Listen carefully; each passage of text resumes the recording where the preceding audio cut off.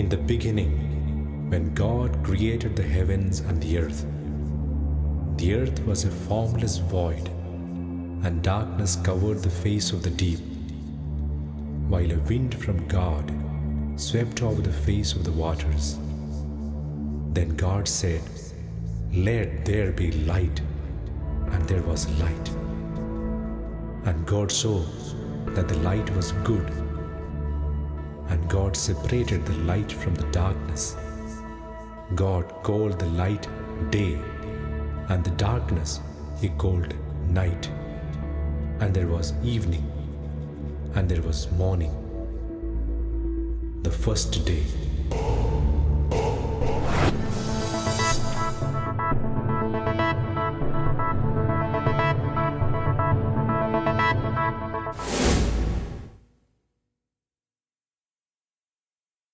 ലോക ചരിത്രത്തിൽ ശാസ്ത്രം ആധിപത്യം പുലർത്തുന്നതിന് മുമ്പുള്ള ഒരു കാലമുണ്ടായിരുന്നു.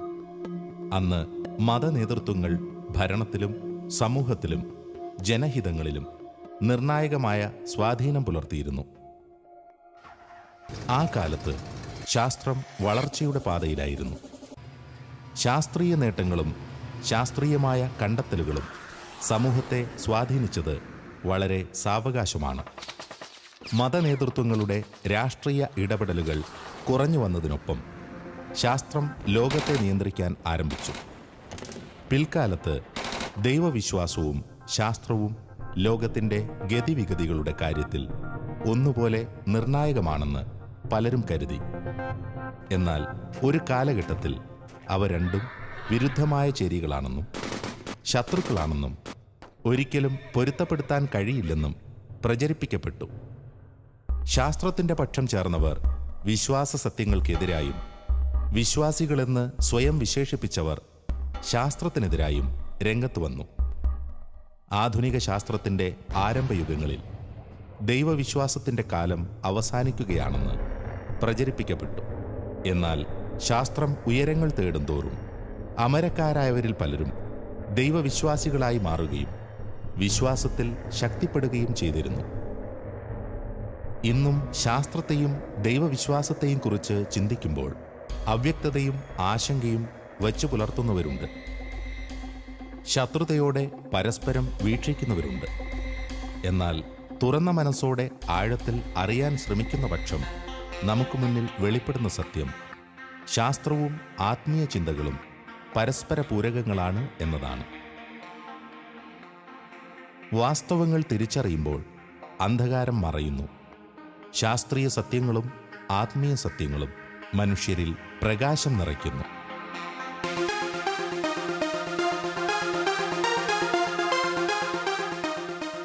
മാസ്റ്റർ സയൻസ് എന്ന് വിശേഷിപ്പിക്കപ്പെടുന്ന ഭൗതിക ശാസ്ത്രത്തിലെ തന്നെ ഒരു നിരീക്ഷണം വിസ്തൃത ഭൗതിക ശാസ്ത്രജ്ഞനായ പോൾ ഡേവിസ് പറയുന്നത് അല്പം സ്ട്രേഞ്ചായിട്ട് തോന്നിയേക്കാം. പക്ഷേ എൻ്റെ അഭിപ്രായത്തിൽ ഇന്ന് ദൈവത്തിലേക്ക് മതത്തെക്കാളും കൂടുതൽ സുനിശ്ചിതമായ പാത പ്രദാനം ചെയ്യുന്നത് ശാസ്ത്രമാണ്. ഇതെൻ്റെ അഭിപ്രായമല്ല, ഭൗതിക ശാസ്ത്രജ്ഞൻ പോൾ ഡേവിസിൻ്റെ അഭിപ്രായമാണ്. ഭൗതിക ശാസ്ത്രത്തിലെ പല കാഴ്ചപ്പാടുകളും കൂട്ടിച്ചേർത്ത് വായിക്കുമ്പോൾ ഇത് വളരെ വിപ്ലവാത്മകമായൊരു പ്രഖ്യാപനമാണ്. ചോദ്യം ചെയ്യപ്പെടാവുന്നതാണ്, വിമർശന വിധേയമാക്കാവുന്നതാണ്. എന്നിരുന്നാൽ പോലും ഇതിൻ്റെ ഉള്ളിൽ ചില കാഴ്ചപ്പാടുകൾ പ്രസക്തിയുള്ളവയാണ് എന്ന് തന്നെ തോന്നുകയാണ്. രണ്ടാമതായിട്ട് പറഞ്ഞു കഴിഞ്ഞാൽ ജീവശാസ്ത്രത്തിലെ മുന്നേറ്റങ്ങൾ. ഫ്രാൻസിസ് കോളിൻസ് എന്ന ഹ്യൂമൻ ജീനോം പ്രോജക്റ്റിൻ്റെ ഡയറക്ടറായിരുന്ന വിസ്തൃത ശാസ്ത്രത്തിനെ പറ്റി അറിയാവുന്നതായിരിക്കുമല്ലോ. അദ്ദേഹം തൻ്റെ പ്രായത്തിൻ്റെ 20കളിൽ കടുത്ത നിരീശ്വരവാദിയായിരുന്നയാളാണ്. ജനിതക ശാസ്ത്രത്തിലെ ഗവേഷണങ്ങളുടെ അവസാനം അദ്ദേഹം പറയുന്നത്, ഞാൻ വലിയൊരു വിശ്വാസിയായി തീർന്നിരിക്കുന്നു. DNA-യിൽ ദൈവം ഒളിപ്പിച്ചു വച്ചിരിക്കുന്ന രഹസ്യങ്ങളാണ് എന്നെ വിശ്വാസത്തിലേക്ക് നയിച്ചത് എന്ന ഫ്രാൻസിസ് കോളിൻസ് പറഞ്ഞു വയ്ക്കുന്നത്. പണ്ട് ദൈവം മാത്രം അറിഞ്ഞിരിക്കുന്ന കാര്യങ്ങൾ ഇന്ന് മനുഷ്യനും അറിയുന്നു. ഈ അറിവ് ജീവൻ്റെ ആത്മീയ മാനത്തെ അംഗീകരിക്കുവാൻ എന്നെ നിർബന്ധിതനാക്കുന്ന ഒരു ചേതോവികാരമാണ് എന്ന ഫ്രാൻസിസ് കോളിൻസ് പറഞ്ഞു വരുന്നത് എന്ന്. മനുഷ്യ മസ്തിഷ്കത്തിൻ്റെ സങ്കീർണമായ പ്രവർത്തനങ്ങളെക്കുറിച്ച് പഠിക്കുന്ന ന്യൂറോളജിയും അതിൽ നിന്ന് രൂപം കൊണ്ട ന്യൂറോ തിയോളജി, ന്യൂറോ എത്തിക്സ് തുടങ്ങിയവയും ഗവേഷണ വിഷയമാക്കിയവർ മനുഷ്യ ശരീരത്തിൻ്റെ ആന്തരിക ചോദനകളിൽ തന്നെ ദൈവാന്വേഷണത്തിന് വലിയ സ്ഥാനമുണ്ടെന്ന് കണ്ടെത്തിയിരിക്കുന്നു. ജന്മനാൽ തന്നെ അവൻ്റെ അടിസ്ഥാന പ്രകൃതി അനുസരിച്ച് ദൈവത്തെ മാറ്റി നിർത്താൻ മനുഷ്യന് കഴിയില്ല. നമ്മൾ ഹൃദയത്തിൽ ദൈവം വസിക്കുന്നുവെന്ന് പറയുന്നത് പോലെ ചില ന്യൂറോ സയൻറ്റിസ്റ്റുകൾ, ന്യൂറോ തിയോളജിയൻസിൻ്റെ അഭിപ്രായത്തിൽ തലച്ചോറിലും ദൈവം വസിക്കുന്നുണ്ട് എന്ന് പറയണം പോലും നമുക്ക് ജൈവികമായിട്ട് തന്നെ ദൈവത്തെ അറിയുവാനുള്ള സഹജമായ വാസനയുണ്ടത്രേ. അതുകൊണ്ട് ദൈവം തലച്ചോറിനെ സൃഷ്ടിച്ചോ അതോ തലച്ചോറ് ദൈവത്തെ സൃഷ്ടിച്ചോ, ഇങ്ങനെയുള്ള ചോദ്യങ്ങളൊക്കെ വളരെ പ്രസക്തമാണത്രേ. ഇതൊക്കെ ഞാൻ ഇവിടെ ഉദാഹരിക്കുന്നത് ദൈവശാസ്ത്ര സംവാദത്തിന് അർത്ഥപൂർണമായ ഇത്തരം സംവാദങ്ങൾ നടത്തുവാൻ വേണ്ട ഒത്തിരി കോപ്പുകൾ, ഒത്തിരി സംവിധാനങ്ങൾ ശാസ്ത്രമേഖലയിൽ നമുക്ക് കണ്ടെത്തുവാൻ സാധിക്കുമെന്നുള്ളതാണ്. അതുകൊണ്ട് തന്നെ നാളത്തെ മാനവരാശിയുടെ അർദ്ധപ്രപഞ്ചത്തെ നിർണയിക്കുന്നതിൽ ശാസ്ത്രത്തിനും വിശ്വാസത്തിനും സുപ്രധാനമായ ഒരു പങ്ക് വഹിക്കാനുണ്ട് എന്നുള്ളത് നിസ്സംശയമാണ് എന്നുള്ളതാണ് ഇതിലൂടെ നമ്മൾ പറഞ്ഞു വയ്ക്കുവാനായിട്ട് ആഗ്രഹിക്കുന്നത്. മതവിശ്വാസത്തെയും ശാസ്ത്രത്തെയും അടുത്തറിയുന്നവരുടെ കാഴ്ചപ്പാടുകളിലൂടെ കടന്നു പോകുമ്പോൾ ആഴമായി വിശ്വാസത്തെയും ശാസ്ത്രത്തെയും സമീപിക്കേണ്ടതിൻ്റെ ആവശ്യകത നമുക്ക് ബോധ്യമാകുന്നു.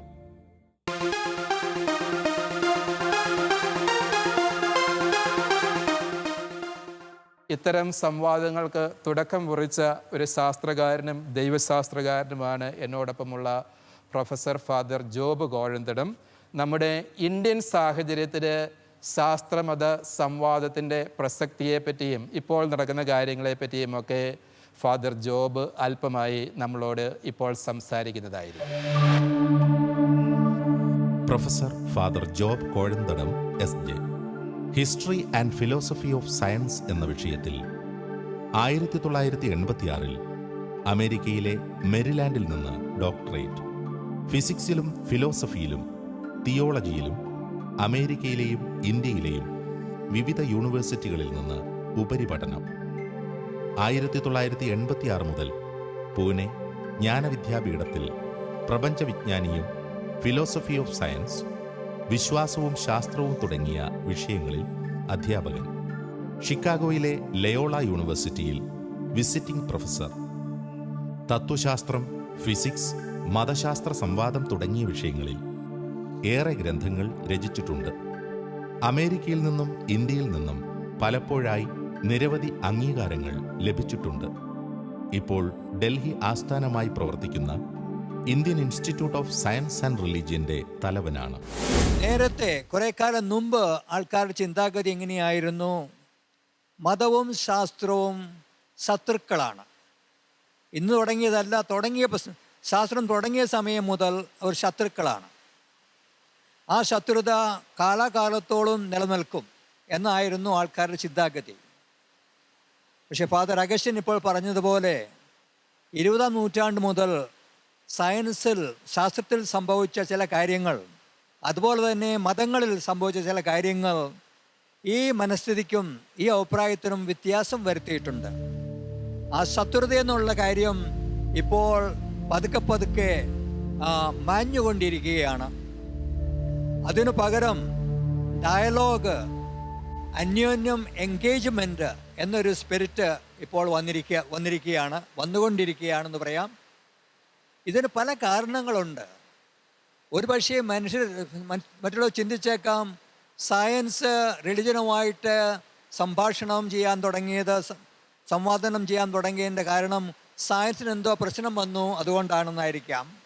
അതുപോലെ തന്നെ റിലിജൻ സയൻസുമായിട്ട് സംസാരിക്കാൻ പോകുന്നത് റിലിജൻ എന്തോ പ്രശ്നം വന്നു അതുകൊണ്ടായിരിക്കാം. അങ്ങനെയല്ല സംഭവിച്ചത്. സയൻസ് വളരെ വളരെ പുരോഗമിച്ചു, വളരെ വളരെ നേട്ടങ്ങൾ സയൻസ് നേടി. അതിൻ്റെ പശ്ചാത്തലത്തിൽ, പുരോഗമനത്തിൻ്റെ പശ്ചാത്തലത്തിൽ സയൻസിന് മനസ്സിലായി, സയൻസ് മാത്രമായി പോയി കഴിഞ്ഞാൽ ഈ നമ്മുടെ മനുഷ്യൻ്റെ ആവശ്യങ്ങളും മനുഷ്യൻ്റെ ആസ്പിറേഷൻസും സാറ്റിസ്ഫൈ ചെയ്യാൻ സാധിക്കത്തില്ല. റിലീജിയസ് പീപ്പിളും മനസ്സിലാക്കാൻ തുടങ്ങി, റിലിജൻ മാത്രം കൊണ്ട് നടന്നു കഴിഞ്ഞാൽ ഇന്നത്തെ മനുഷ്യന് 21-ാം നൂറ്റാണ്ടിലെ മനുഷ്യന് അവരുടേതായ ആസ്പിറേഷൻസും അവരുടേതായ ആഗ്രഹങ്ങളും ഹോപ്സും ഫുൾഫിൽ ചെയ്യാൻ സാധിക്കത്തില്ല. ശാസ്ത്രത്തിൻ്റെ കണ്ടുപിടുത്തങ്ങളും സിദ്ധാന്തങ്ങളും മതത്തിൻ്റെ വിസ്ഡവും അതുപോലെ തന്നെ മതത്തിൻ്റെ ഇൻസൈറ്റ്സും ഇതെല്ലാം കൂടി നമ്മൾ ഒരുമിച്ച് കൊണ്ടുവരികയാണെങ്കിൽ, ഇതെല്ലാം കൂടി നമ്മൾ ഒരു ഹാർമോണിയസ് ആയിട്ട് ബ്ലെൻഡ് ചെയ്യുകയാണെങ്കിൽ നമുക്കൊരു പുതിയ തലമുറ കെട്ടിയെടുക്കാൻ സാധിക്കും. ഒരു പുതിയ ലോകം സ്ഥാപിക്കാൻ സാധിക്കും. മതവും ശാസ്ത്രവും ശത്രുക്കളല്ല. മതവും ശാസ്ത്രവും തമ്മിലുള്ള സംവാദം ഇക്കാലത്ത് കൂടുതൽ പ്രസക്തമാണ്. ശാസ്ത്രം വളരെയേറെ പുരോഗമിച്ചതിൻ്റെ പശ്ചാത്തലത്തിൽ ശാസ്ത്രജ്ഞരിൽ അനേകർ വിശ്വാസവും ധാർമ്മിക മൂല്യങ്ങളും ഒന്നുപോലെ ആവശ്യമാണെന്ന് ചിന്തിക്കുന്നു.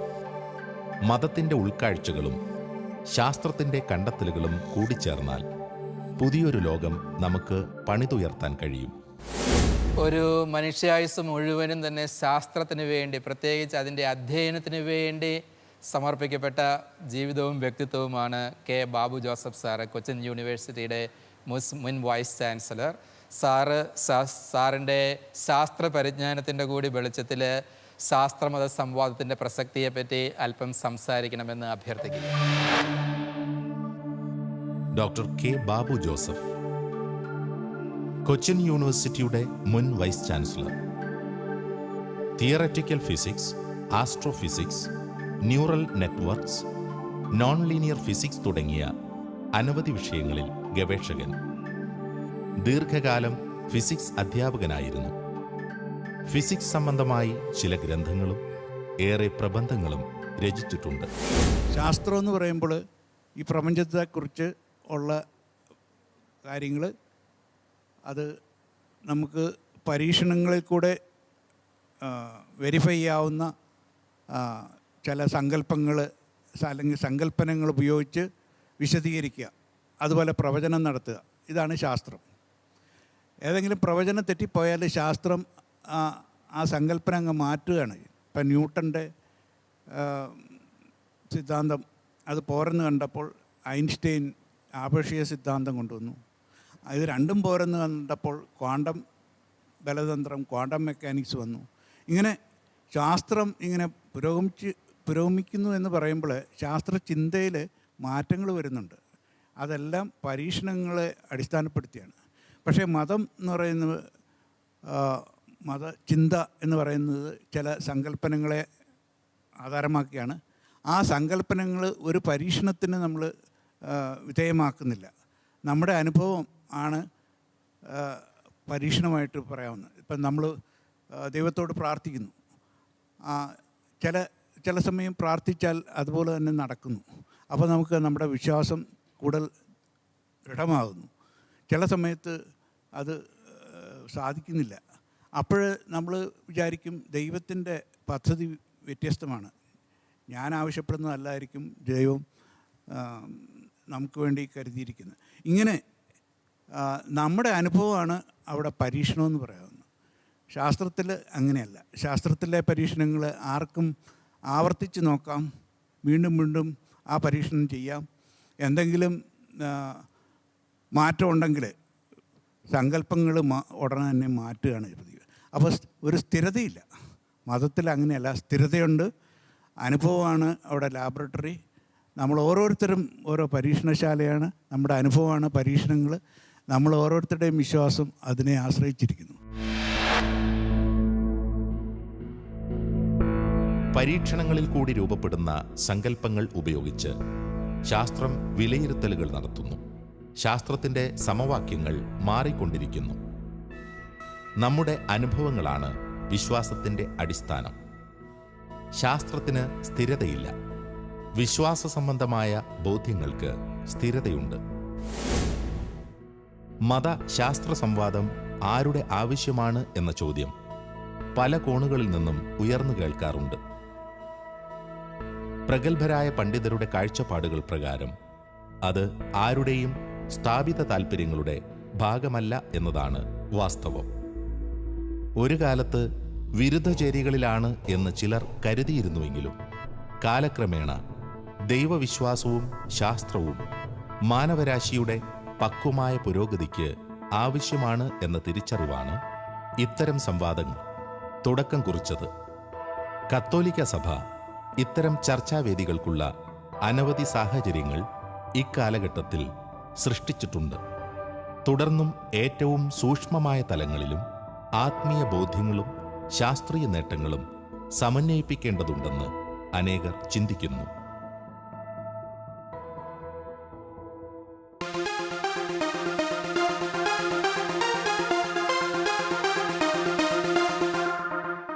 തത്വശാസ്ത്രത്തിലും ദൈവശാസ്ത്രത്തിലും ഭൗതിക ശാസ്ത്രത്തിലും ഉന്നത ബിരുദം കരസ്ഥമാക്കിയിട്ടുള്ള വ്യക്തിയാണ് ഞങ്ങളോടൊപ്പമുള്ള കുരുവിള പാണ്ടിക്കാട്ട് അച്ഛൻ.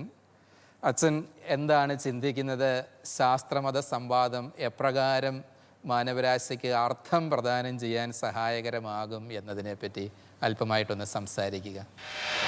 ഡോക്ടർ ഫാദർ കുരുവിള പാണ്ടിക്കാട്ട് SJ ഇൻസ്ബ്രൂക്ക് യൂണിവേഴ്സിറ്റിയിൽ നിന്ന് 2 ഡോക്ടറേറ്റുകളും 3 മാസ്റ്റേഴ്സ് ഡിഗ്രികളും കരസ്ഥമാക്കിയിട്ടുള്ള ഫാദർ കുരുവിള പാണ്ടിക്കാട്ട് ശാസ്ത്ര, ദൈവശാസ്ത്ര, തത്വശാസ്ത്ര വിഷയങ്ങളിൽ പതിറ്റാണ്ടുകളായി അധ്യാപകനാണ്. ഇതിനകം ഏറെ അവാർഡുകളും അംഗീകാരങ്ങളും കരസ്ഥമാക്കിയിട്ടുണ്ട്. ശാസ്ത്രവും വിശ്വാസവും സംബന്ധിച്ച് അനവധി ഗ്രന്ഥങ്ങളും ലേഖനങ്ങളും രചിച്ചിട്ടുണ്ട്. അനേകം ദേശീയ അന്തർദേശീയ സെമിനാറുകൾ സംഘടിപ്പിച്ചിട്ടുള്ള ഫാദർ കുരുവിള ചില അന്തർദേശീയ സംഘടനകളിൽ അംഗമാണ്. നമ്മൾ സയൻസ്, ടെക്നോളജി അത് വെച്ച് നോക്കുമ്പോൾ വളരെയധികം പുരോഗതി പ്രാപിച്ചിട്ടുണ്ട്. Technological progress is truly marvellous. സോളമന് ഒരിക്കൽ പോലും അറിയാത്ത പല പല പല കാര്യങ്ങൾ നമുക്കിപ്പോൾ അറിയാം. പക്ഷേ അതുകൊണ്ട് നമുക്ക് സന്തോഷവും സമാധാനവും സംതൃപ്തിയും കണ്ടെടുത്തിട്ടുണ്ടോ? അതാണ് യഥാർത്ഥത്തിലുള്ള ചോദ്യം. ആ ചോദ്യത്തിന് ഉത്തരം ഒരു പരിധി വരെ സയൻസിന് നൽകുവാൻ പറ്റും. പക്ഷേ അതിനേക്കാളും കൂടുതൽ ആ ചോദ്യത്തിനുള്ള ഉത്തരം സ്പിരിച്വാലിറ്റിയാണ് നൽകേണ്ടത്. അപ്പോൾ നമുക്ക് ഈ തലമുറയ്ക്ക് എന്താണ് വേണ്ടത്? സയൻറ്റിഫിക് ടെക്നോളജിക്കൽ പ്രോഗ്രസ് അതൊരു മീൻസാണ്, ഒരു വഴി കാട്ടിയാണ് നമ്മുടെ തലമുറയ്ക്ക് സമാധാനവും സന്തോഷവും കണ്ടെത്തുന്നതിന്. ആ സമാധാനവും സന്തോഷവും കണ്ടെത്തുവാൻ സഹായിക്കുന്നതാണ് നമ്മളുടെ സ്പിരിച്വാലിറ്റി, നമ്മളുടെ പ്രെയർ ലൈഫ്, നമ്മളുടെ മോറൽ ആൻഡ് റിലീജിയസ് വിഷൻ. ഈ റിലീജിയസ് ലൈഫ് സയൻറ്റിഫിക് ടെക്നോളജിക്കൽ പ്രോഗ്രസ്സിനോട് കൂടി പോയില്ല എങ്കിൽ പേടി സ്വപ്നമായ ഒരു വേൾഡ് വാറോ ഒരു വലിയ സ്ഫോടനമോ വന്നേക്കാം. നമ്മളുടെ മാനവജാതി മുഴുവനും ചവറ് പോലെ പോയേക്കാം. അപ്പോൾ നമുക്ക് ഇപ്പോഴത്തെ ചലഞ്ച് നമ്മുടെ തലമുറയെ നമ്മുടെ ഏറ്റവും നല്ലൊരു തലമുറയാക്കി മാറ്റാമോ? അതിന് നമ്മൾ സയൻസിൻ്റെയും മതത്തിൻ്റെയും സഹായം തേടാനുണ്ട്. അതല്ലെങ്കിൽ നമ്മളുടെ ഭാവി ആശങ്കാപരമാണ്. നമ്മുടെ സാങ്കേതിക പരിജ്ഞാനം വലുതാണ്.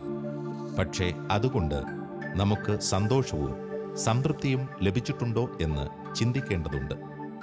നമുക്ക് സ്ഥിരമായ സന്തോഷവും സംതൃപ്തിയും നൽകാൻ കഴിയുന്നത് വിശ്വാസത്തിനും ആത്മീയതയ്ക്കുമാണ്. സാങ്കേതിക പരിജ്ഞാനം പലപ്പോഴും ഒരു വഴികാട്ടി മാത്രമാണ്. ശാസ്ത്രീയ നേട്ടങ്ങൾക്കൊപ്പം ധാർമ്മിക ആത്മീയ മൂല്യങ്ങൾ കൂടിയുണ്ടെങ്കിൽ മാത്രമേ അവ നന്മയ്ക്ക് കാരണമാവുകയുള്ളൂ. നമ്മുടെ തലമുറ മികച്ചതാകണമെങ്കിൽ നമുക്ക് സയൻസിൻ്റെയും വിശ്വാസത്തിൻ്റെയും സഹായം ആവശ്യമാണ്. ദൃശ്യമായ വിജ്ഞാനവും അദൃശ്യമായ ജ്ഞാനവും സംയോജിപ്പിച്ചുകൊണ്ടുള്ള നേട്ടമാണ് മാനവരാശിയുടെ ശരിയായ പുരോഗതി. ലോകചരിത്രത്തിലെന്നും ആത്മീയ കാഴ്ചപ്പാടുകൾ കൂടാതെയുള്ള ഭൗതിക വളർച്ചയും ലോകയാഥാർത്ഥ്യങ്ങളെ ഉൾക്കൊള്ളാത്ത ആത്മീയ മുന്നേറ്റങ്ങളും പ്രതിസന്ധികൾ സൃഷ്ടിച്ചിട്ടുണ്ട്. യുക്തിപരമായി സകലതിനെയും സമീപിക്കേണ്ടത് നമ്മുടെ ഉത്തരവാദിത്തമാണ്. എന്നാൽ സർവശക്തനായ ദൈവത്തിൻ്റെ സാന്നിധ്യത്തെ ഉൾക്കൊണ്ടുകൊണ്ടാവണം അത് എന്ന് അനേകം പണ്ഡിതർ നമ്മെ ഓർമ്മപ്പെടുത്തുന്നു. മതവും ശാസ്ത്രവും തമ്മിലുള്ള പാരസ്പര്യം, വൈരുദ്ധ്യം എന്നിവ ചിന്തിക്കുന്ന മനുഷ്യരെ എക്കാലവും പ്രചോദിപ്പിച്ചിരുന്ന യാഥാർത്ഥ്യങ്ങൾ തന്നെയാണ്. മതം ദൈവീകതയെക്കുറിച്ച് വെളിപാടിൻ്റെ ഭാഷയിൽ സംസാരിക്കുമ്പോൾ യുക്തിയുടെ അടിസ്ഥാനത്തിൽ ഈ ലോകത്തെ നോക്കിക്കാണാനുള്ള ശ്രമമാണ് ശാസ്ത്രം നടത്തുന്നത് എന്ന് നമുക്കറിവുള്ളതാണ്. എന്നാൽ വെളിപാടിനെയും യുക്തിയെയും പരസ്പര വിരുദ്ധ സത്യങ്ങളായി മനസ്സിലാക്കാൻ ശ്രമിക്കുന്നിടത്ത് നമുക്ക് തെറ്റുകൾ സംഭവിക്കാൻ സാധ്യതയുണ്ട്. വാസ്തവത്തിൽ യുക്തി സൃഷ്ടിയായ മനുഷ്യന് ദൈവം നൽകിയ ഏറ്റവും അമൂല്യമായ ദാനമാണ്. യുക്തി കൊണ്ട് അന്വേഷിച്ചാലും മനുഷ്യൻ സത്യത്തിൻ്റെ സത്യമായ ദൈവത്തിൽ എത്തിച്ചേരും എന്ന് ഒന്നാം വത്തിക്കാൻ കൗൺസിൽ പഠിപ്പിക്കുന്നതിലൂടെ ഈ യുക്തിയെ ദൈവവിരുദ്ധമായി പ്രതിഷ്ഠിക്കാനുള്ള എല്ലാ ശ്രമങ്ങളെയും സഭ നിരാകരിക്കുന്നുണ്ട് എന്നുള്ള സത്യം കൂടി നാം മനസ്സിലാക്കണം.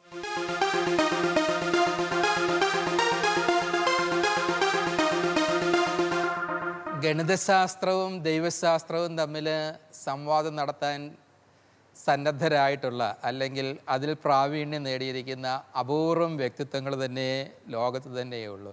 അത്തരണത്തിൽ നമ്മുടെ കേരളം അനുഗ്രഹീതമാണ് എന്നെനിക്ക് തോന്നുകയാണ്. നമ്മളോടൊപ്പമുള്ള ബിനോയ് പിച്ചളക്കാട്ട് ജസ്യൂട്ട് വൈദികനാണ്. അദ്ദേഹം ഗണിതശാസ്ത്രത്തിലും ദൈവശാസ്ത്രത്തിലും ഡോക്ടറേറ്റ് കരസ്ഥമാക്കിയിട്ടുണ്ട്. ബിനോയ് അച്ഛൻ ഇപ്പോൾ ഗണിതശാസ്ത്രപരമായി നമ്മൾ എപ്രകാരം മതശാസ്ത്ര സംവാദത്തെ കാണണമെന്ന് അല്പമായിട്ടൊന്ന് പങ്കുവെക്കുന്നതായിരിക്കും. Doctor father Binoy Pichalakkattu SJ, Loyola Peace ഫൗണ്ടേഷന് കീഴിലുള്ള ലിപിയുടെ ഡയറക്ടർ, എഴുത്തുമാസികയുടെ മാനേജിംഗ് എഡിറ്റർ. ഗണിതശാസ്ത്രത്തിലും ദൈവശാസ്ത്രത്തിലും ഡോക്ടറേറ്റ് നേടിയിട്ടുണ്ട്.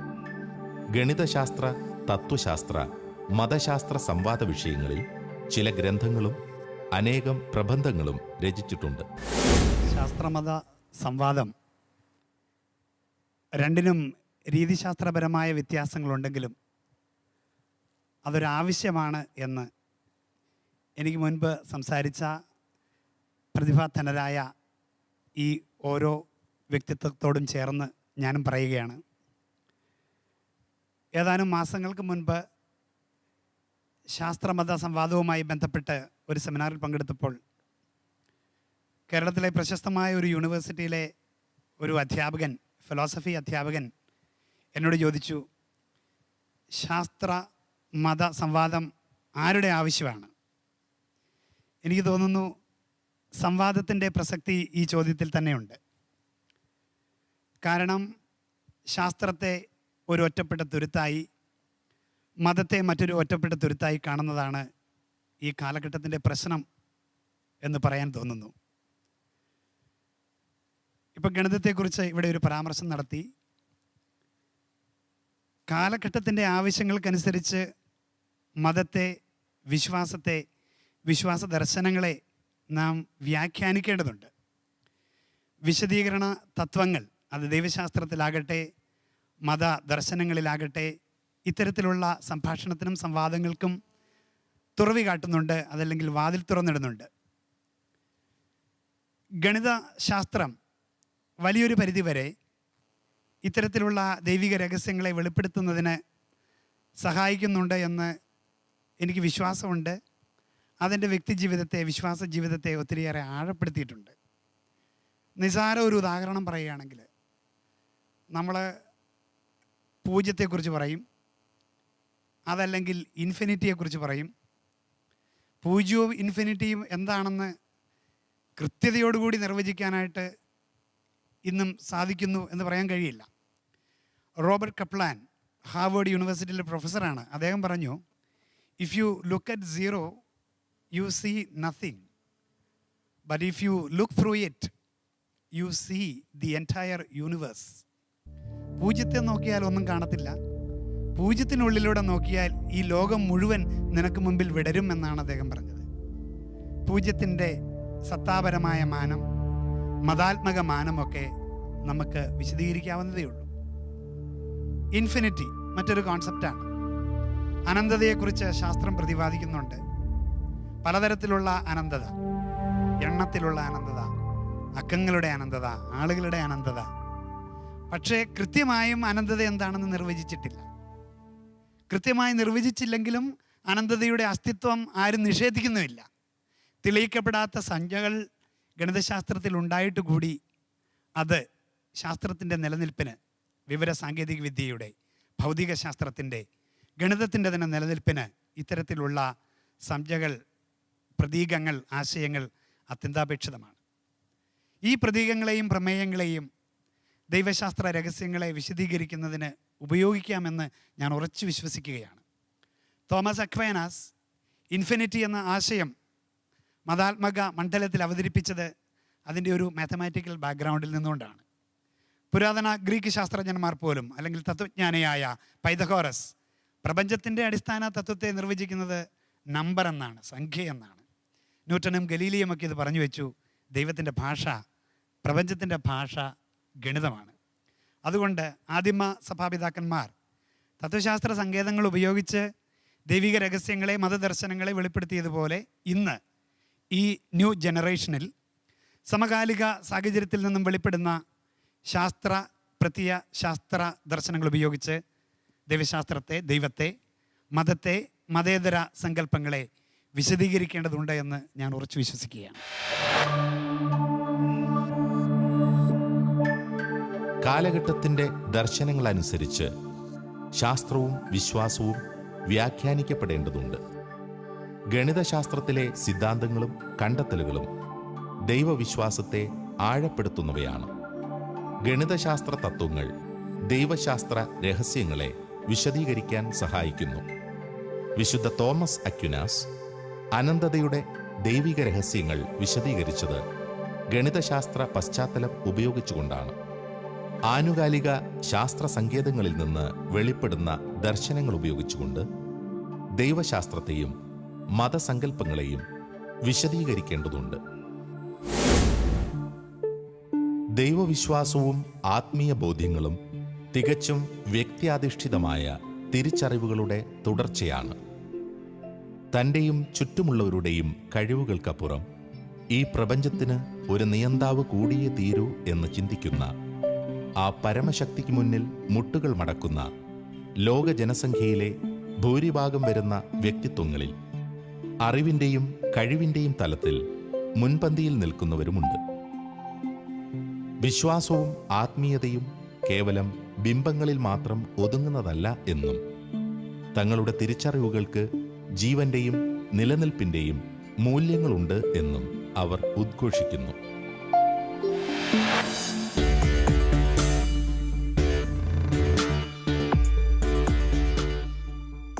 പരിണാമത്തിൻ്റെ കാഴ്ചപ്പാടിൽ എപ്രകാരം നമുക്ക് സൃഷ്ടിയെ നോക്കിക്കാണുവാനായിട്ട് സാധിക്കും?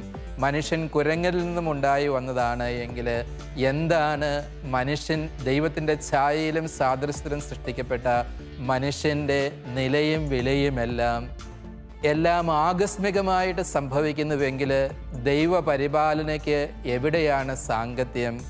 എല്ലാ ദൈവശാസ്ത്രവും തത്വശാസ്ത്രവും ചോദിക്കുന്ന ആദ്യത്തെ അല്ലെങ്കിൽ ഫണ്ടമെൻ്റൽ ക്വസ്റ്റ്യൻ ആണ്, ഞാൻ ആരാണ്? മനുഷ്യർ ആരാണ്? അവരുടെ ഉൽപ്പത്തി എങ്ങനെയാണ്?